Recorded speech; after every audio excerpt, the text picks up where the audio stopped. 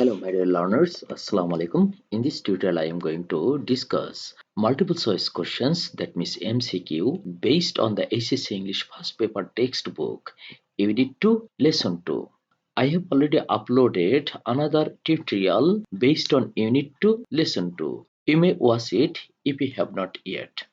আজকের এই টিউটোরিয়ালে আমরা যেসব এমসিকিউ প্রশ্ন সমাধান করব সেই প্যাসেজটি শুরু হয়েছে এখান থেকে।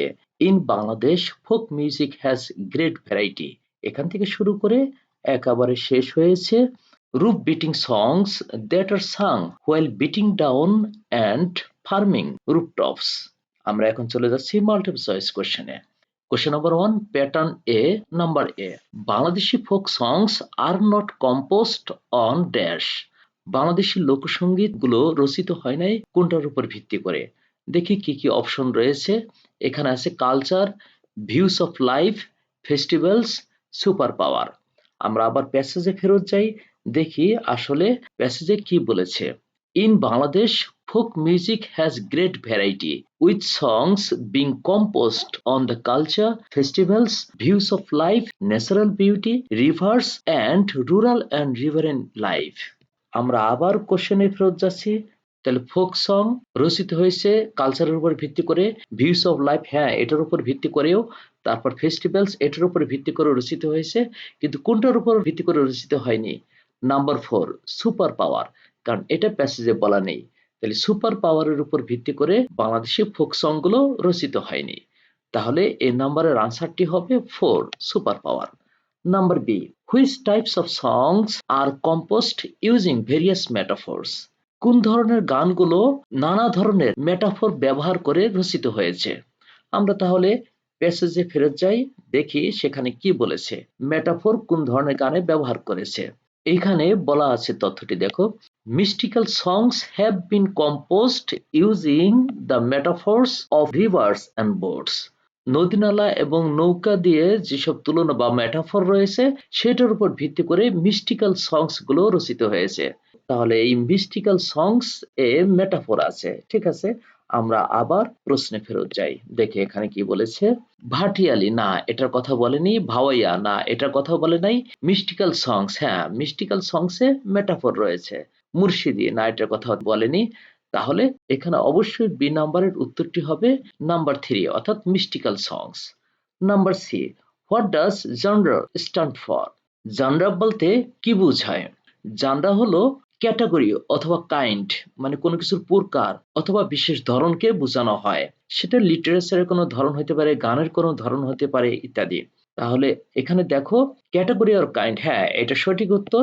পার্ট এন্ড পার্সেল, অঙ্গাঙ্গিভাবে জড়িত না এটাও না, এলিমেন্ট উপাদান না এটাও না, কালেকশন না এটা তো অবশ্যই না। তাহলে সির উত্তর হচ্ছে এই 1 নম্বরেরটি। Number D, the synonym of the word regional is not dash. এই রিজিওনাল যে শব্দটি, সেই শব্দটির সিনোনিম নয় কোনটি? এই প্রশ্ন থেকে বোঝা যাচ্ছে যে রিজিওনাল শব্দটির সিনোনিম তাহলে এই 4টি অপশনের মধ্যে 3টিতে থাকবে, একটিতে শুধু সিনোনিম থাকবে না, সেটাই হবে উত্তর। এখন আমরা প্রথমে বুঝে নেই রিজিওনাল মানে কি। রিজিয়ন অর্থটা হচ্ছে এলাকা বা অঞ্চল, আর এল যুক্ত করে অ্যাডজেক্টিভ বানানো হয়েছে, যেমন নেচার থেকে ন্যাচারাল, ঠিক রিজিয়ন থেকে রিজিওনাল করা হয়েছে। তাহলে অঞ্চল থেকে এসেছে আঞ্চলিক, তাহলে রিজিওনালের বাংলাটা কি? আঞ্চলিক। তাহলে দেখি জোনাল, রিজিওনাল মানে আসলে জোনালি, জোন মানে কোনো অঞ্চল, জোন থেকে জোনাল অর্থাৎ আঞ্চলিক, একই অর্থ বোঝায়। অর্থাৎ রিজিওনালের সিনোনিম এখানে দেওয়া আছে জোনাল। তারপরে গ্লোবাল না, রিজিওনালের অ্যান্টোনিম অথবা অন্যরকম অর্থ হয়ে গেল হচ্ছে গ্লোবাল। গ্লোবাল হচ্ছে সারা বিশ্ব জুড়ে, এটা অবশ্যই তাহলে রিজিওনালের সিনোনিম নয়, এটি তাহলে সঠিক উত্তর। তারপর আমরা বাকিগুলো দেখি। প্রভিন্সিয়াল, প্রভিন্স হচ্ছে অঞ্চল আর প্রভিন্সিয়াল হচ্ছে অ্যাডজেক্টিভ, তার মানে আঞ্চলিক, তার মানে রিজিওনালের সিনোনিম এটা। এরপরে টেরিটোরিয়াল, টেরিটরি মানে হলো ভূখণ্ড বা কোনো এলাকা, আর টেরিটোরিয়াল হচ্ছে কোনো এলাকা ভিত্তিক অর্থাৎ আঞ্চলিক। তার মানে দেখা গেল রিজিওনালের সিনোনিম দেওয়া আছে জোনাল, এই 1 নম্বরেরটি, 3 নম্বরেরটি প্রভিন্সিয়াল এবং 4 নম্বরেরটি টেরিটোরিয়াল। এখন আমাদের প্রশ্নে যেটা চাওয়া হয়েছে যে রিজিওনালের সিনোনিম নয় কোনটি। রিজিওনালের সিনোনিম তো নয় এটা গ্লোবাল, এটাই হবে তাহলে সঠিক উত্তর প্রশ্ন অনুসারে। Number A, the antonym of the word interaction is not. ঠিক আগেরটার মতোই, ইন্টারাকশন যে শব্দটি রয়েছে সেটার অ্যান্টোনিম নয় কোনটি? তার মানে কি, ইন্টারাকশন শব্দটির অ্যান্টোনিম এই নিচের 4টা থেকে 3টিতে দেওয়া থাকবে, একটিতে শুধু অ্যান্টোনিম দেওয়া থাকবে না, হয়তো সেখানে সিনোনিম অথবা অন্য কোনো মিনিং থাকবে। সেটাই হবে সঠিক উত্তর। তাহলে দেখি ইন্টারাকশন মানে কি সেটা আমরা আগে বুঝে নেই, তারপরে এটার অ্যান্টোনিমটা খুঁজবো।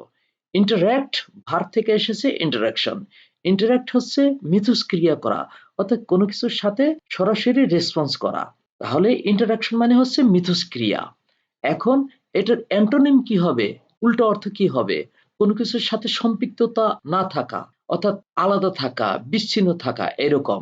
ইন্টারসেন্স, ইন্টারসেন্স মানে হচ্ছে অভ্যন্তরীণ কোনো রদ বদল, অর্থাৎ আন্ত পরিবর্তন। এটা কিন্তু ইন্টারাকশনের সিনোনিম হয়ে গেল, তার মানে এটা ইন্টারাকশনের অ্যান্টোনিম না। এটাই সঠিক উত্তর। তারপর আমরা দেখি 2 নম্বরে কি বলা আছে, লনলিনেস। লনলিনেস মানে হচ্ছে একাকিত্ব বা একাকী, তার মানে ইন্টারাকশনের অ্যান্টোনিম হচ্ছে এই লনলিনেস। 3 নম্বরে আছে আইসোলেশন। আইসোলেশন হচ্ছে ইন্টারাকশনের সঠিক অ্যান্টোনিম। এরপর 4 নম্বরে কি রয়েছে, সেগ্রিগেশন। সেগ্রিগেট ভার্ব থেকে সেগ্রিগেশন এসেছে। সেগ্রিগেট মানে বিচ্ছিন্ন হওয়া বা আলাদা হওয়া বা ডিটাচ হওয়া, সেগ্রিগেশন মানে হচ্ছে বিচ্ছিন্ন, তার মানে ইন্টারাকশনের অ্যান্টোনিম হচ্ছে সেগ্রিগেশন। তাহলে দেখো শিক্ষার্থী বন্ধুরা, ইন্টারাকশনের অ্যান্টোনিম দেওয়া আছে 2 নম্বরেরটি লনলিনেস, তারপর 3 নম্বরেরটি আইসোলেশন এবং 4 নম্বরেরটি সেগ্রিগেশন। এই তিনটি হচ্ছে ইন্টারাকশনের সঠিক অ্যান্টোনিম। তাহলে ইন্টারাকশনের অ্যান্টোনিম নয় কোনটি? ইন্টারসেন্স, এটা ইন্টারাকশনের সিনোনিম হয়ে গেছে, অর্থাৎ এটা অ্যান্টোনিম নয়। প্রশ্ন অনুসারে এটি হবে সঠিক উত্তর। এবার আমরা একটু সামনে এগিয়ে যাই, এখানে কিছু এক্সট্রা কোশ্চেন আছে, আমরা সেগুলো করি। More questions, number F, Bhawaiya, Bhatiali and south western Baul songs are dash folk music. Bhawaiya, Bhatiali এবং দক্ষিণ পশ্চিমাঞ্চলের যে বাউল সঙ্গীত সেইগুলো কোন ধরনের folk music? Different from folk music, সেগুলো কি ফোক মিউজিক থেকে ভিন্ন রকম, নাকি জানরা অফ ফোক মিউজিক, নাকি সেগুলো ফোক মিউজিকেরই এক ধরনের প্রকার, নাকি আনলাইক ফোক মিউজিক, নাকি সেগুলো ফোক মিউজিকের মতো নয়, সিমিলার টু ফোক মিউজিক, নাকি সেগুলো ফোক মিউজিকেরই নামান্তর, মানে একই রকম। হ্যাঁ, এটা সঠিক উত্তর হবে। তারপর আমরা প্যাসেজটা একটু দেখে আসি। এখানে বলা হয়েছে এভাবে, দেখো, the Bhatiali forms an important জানরা of folk music. তার মানে ভাটিয়ালি গানগুলো বিশেষ প্রকারের folk music. Thus, there are the northern Hawaii, the eastern Bhatiali and the southwestern Baul songs. এইগুলো কিন্তু ফোক মিউজিকের অন্তর্ভুক্ত। আমরা আবার প্রশ্নে ফেরত যাই। দেখো এখানে তাহলে কোন উত্তরটি রাইট হবে? সিমিলার টু ফোক মিউজিক, অর্থাৎ ভাওয়াইয়া, ভাটিয়ালি এবং সাউথ ওয়েস্টার্ন বাউল সংস গুলো হচ্ছে ফোক মিউজিকেরই অন্তর্ভুক্ত, তার মানে হচ্ছে সিমিলার টু, সেই একই জাতের, এগুলো হচ্ছে ফোক মিউজিক জাতের। তাহলে সঠিক উত্তর হবে number 4, similar to. Number G, the antonym of the word inequality is dash. অর্থাৎ ইনইকুয়ালিটির অ্যান্টোনিম হচ্ছে কোনটি সেটা এখানে লিখতে হবে। আমরা আসি প্রথমে, ইকুয়ালিটি মানে কি? ইকুয়ালিটি হচ্ছে সমতা, আর ইনইকুয়ালিটি করে এটার অ্যান্টোনিম করা হয়েছে অসমতা। তাহলে ইনইকুয়ালিটি মানে হচ্ছে অসমতা। এই অসমতা যে শব্দটি ইনইকুয়ালিটি, সেটার আবার অ্যান্টোনিম চেয়েছে, তাহলে সেটার অ্যান্টোনিম তো হবে হলো সমতা, ইন বাদ দিয়ে দিলেই তো ইকুয়ালিটি হয়ে যায়, অর্থাৎ ইনইকুয়ালিটির অ্যান্টোনিম হচ্ছে ইকুয়ালিটি। ঠিক আছে, আমরা এবার সামনে এগিয়ে যাই, দেখি ডিসক্রিমিনেশন। ডিসক্রিমিনেশন হচ্ছে পার্থক্য বা ভিন্নতা, তার মানে ইনইকুয়ালিটির সিনোনিম হয়ে গেছে এই ডিসক্রিমিনেশন। নাম্বার 2 তে রয়েছে ইম্প্যারিটি। ইম্প্যারিটি হচ্ছে অসমতা, এটাও ইনইকুয়ালিটির সিনোনিম হয়ে গেছে, এটা হবে না কারণ অ্যান্টোনিম চেয়েছে। তারপর কি আছে, প্যারিটি। প্যারিটি মানে সমতা, অর্থাৎ ইনইকুয়ালিটির অ্যান্টোনিম হচ্ছে প্যারিটি, এটা সঠিক উত্তর। তারপর কি আছে নাম্বার 4 এ, ডিসপ্যারিটি। প্যারিটির উল্টোটা হচ্ছে ডিসপ্যারিটি অথবা ইম্প্যারিটি। এই ডিসপ্যারিটি, ইম্প্যারিটি, ডিসক্রিমিনেশন, এইগুলো হচ্ছে ইনইকুয়ালিটির সিনোনিম। তাহলে ইনইকুয়ালিটির অ্যান্টোনিম কোনটা? প্যারিটি। প্যারিটি হচ্ছে সঠিক উত্তর। এই 3 নম্বরের উত্তরটি হলো সঠিক উত্তর, অর্থাৎ ইনইকুয়ালিটির antonym. Number 8, Bratagan is sung by dash. Bratagan গাওয়া হয় কাদের দ্বারা বা কার দ্বারা? আমরা একটু প্যাসেজ দেখে আসি, আসলে ব্রতগান কারা গায়। দেখিয়ে আমরা একটু উপরে উঠে নেই। এইখানে লাস্টের দিক দিয়ে তথ্য আছে, দেখো। Dash only women compose and sing Bratagan and মেইলি গীত।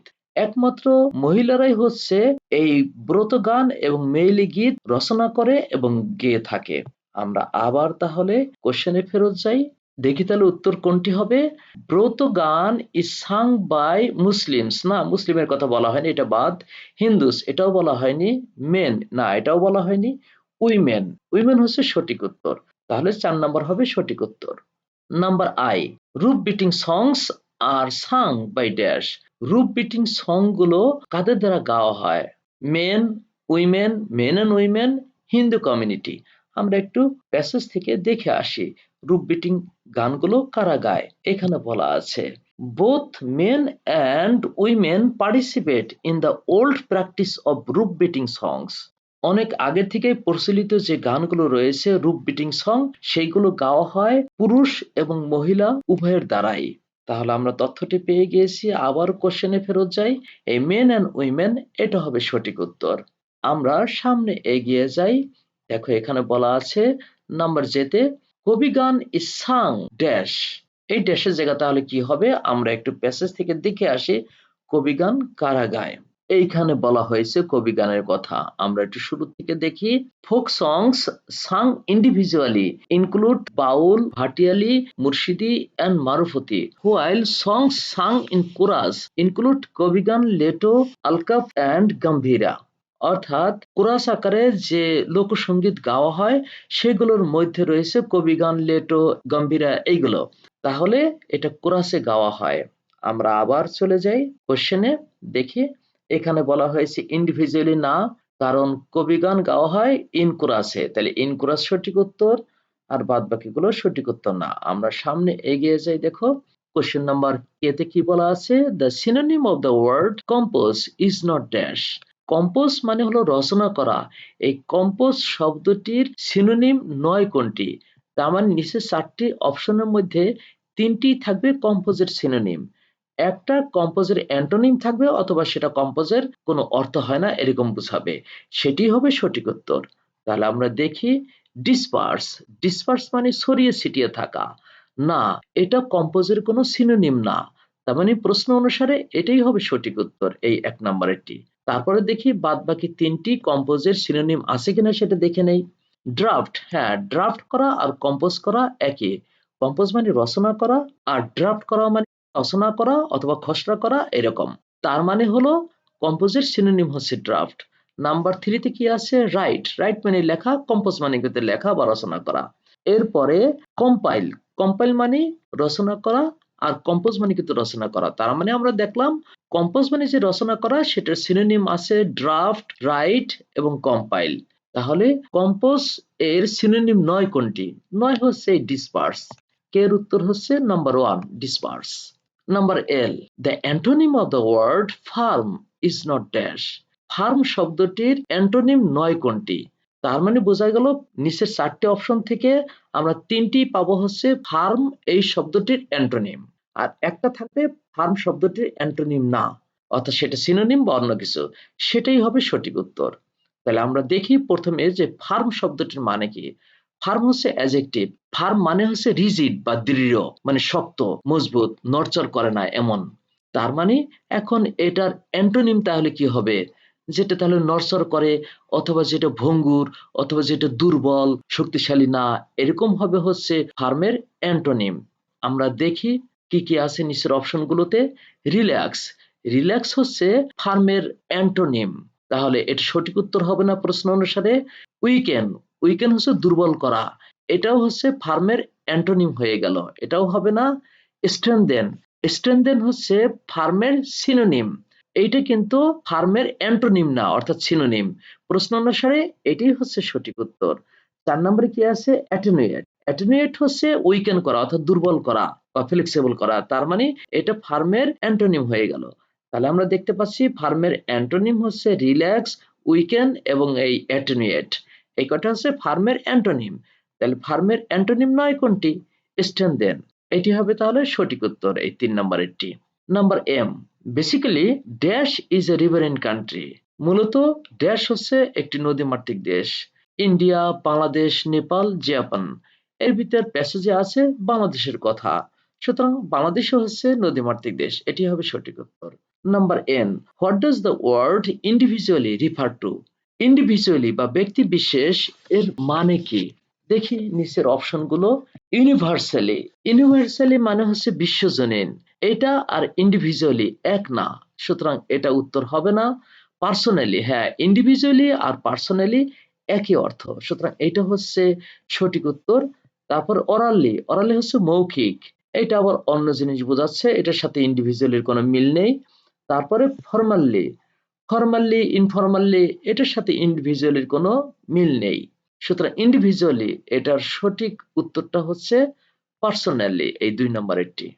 নাম্বার ও, মেইলি গীত ইজ সাং বাই ড্যাশ। মেইলি গীত গাওয়া হয় কাদের দ্বারা? আমরা একটু আগে দেখে আসছিলাম প্যাসেজে, তারপর আবার দেখে আসি।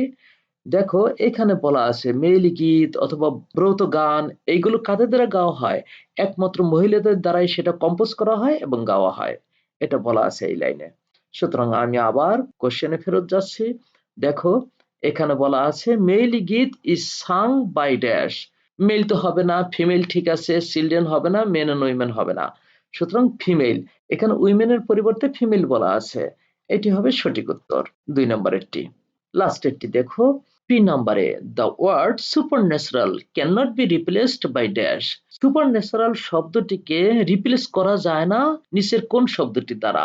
তার মানে নিচের 4টির মধ্যে 3টি শব্দই থাকবে সুপারন্যাচারাল শব্দটিকে রিপ্লেস করা যাবে এই 4টির মধ্যে থেকে 3টিকে ব্যবহার করে, আর একটি শব্দ আছে যেটা ব্যবহার করে সুপারন্যাচারাল শব্দটিকে রিপ্লেস করা যাবে না, তাহলে সেটি কোনটি? এখন আমরা প্রথমে জানি সুপারন্যাচারাল মানে কি। ন্যাচারাল মানে হচ্ছে স্বাভাবিক বা প্রাকৃতিক বা নরমাল, আর সুপারন্যাচারাল মানে হচ্ছে অপার্থিব অথবা বিশেষ শক্তি বা ক্ষমতা সম্পন্ন। এখন আমরা দেখি উত্তরগুলো কি কি রয়েছে। নাম্বার 1, মানডেইন। মানডেইন হচ্ছে পার্থিব, এটা হচ্ছে সুপারন্যাচারালের অ্যান্টোনিম হয়ে গেল, অর্থাৎ এই সুপারন্যাচারাল শব্দটিকে মানডেইন শব্দ দ্বারা রিপ্লেস করা যাবে না, তার মানে এটাই হচ্ছে সঠিক উত্তর। তারপরে এটা দেখি আদার ওয়ার্ল্ডলি, এই পৃথিবী ছাড়া অন্য কোনো পার্থিব জগতের, তার মানে যেটার মানে সুপারন্যাচারালের অর্থের সাথে মিলে যায়, অর্থাৎ সুপারন্যাচারাল শব্দটিকে আদার ওয়ার্ল্ডলি দ্বারা রিপ্লেস করা যায়। তারপরে দেখি 3 নম্বরে কি বলা আছে, আনআর্থলি, আর্থলি না, অপার্থিব, মানে পৃথিবীর কিছু না, অপার্থিব। হ্যাঁ এটাও কিন্তু সুপারন্যাচারালের সিনোনিম, অর্থাৎ সুপারন্যাচারাল শব্দটিকে এটা দ্বারা রিপ্লেস করা যায়। 4 নম্বরে অপশন আছে সুপারন্যাল, এটা সুপারন্যাচারালেরই সমর্থক, তার মানে বোঝা যাচ্ছে সুপারন্যাচারাল এই শব্দটিকে আদার ওয়ার্ল্ডলি, আনআর্থলি, সুপারন্যাল এইগুলো দ্বারা রিপ্লেস করা যায়, কিন্তু সুপারন্যাচারাল শব্দটিকে রিপ্লেস করা যায় না হচ্ছে মান্ডেন শব্দটি দ্বারা, কারণ মান্ডেন হচ্ছে পার্থিব আর বাদ বাকি সবগুলোই হচ্ছে অপার্থিব, সুতরাং সঠিক উত্তর হচ্ছে নাম্বার 1, মান্ডেন। আজকে এ পর্যন্তই, আমরা পরবর্তীতে এরকম আরো ইন্টারেস্টিং টিউটোরিয়াল নিয়ে হাজির হব, সেগুলো দেখার আমন্ত্রণ রইল। সে পর্যন্ত সবাই ভালো থাকবে, সুস্থ থাকবে, আল্লাহ হাফেজ। পড়াশোনা সংক্রান্ত নিত্য নতুন টিউটোরিয়াল পেতে আমাদের সাথেই থাকুন। ধন্যবাদ সবাইকে।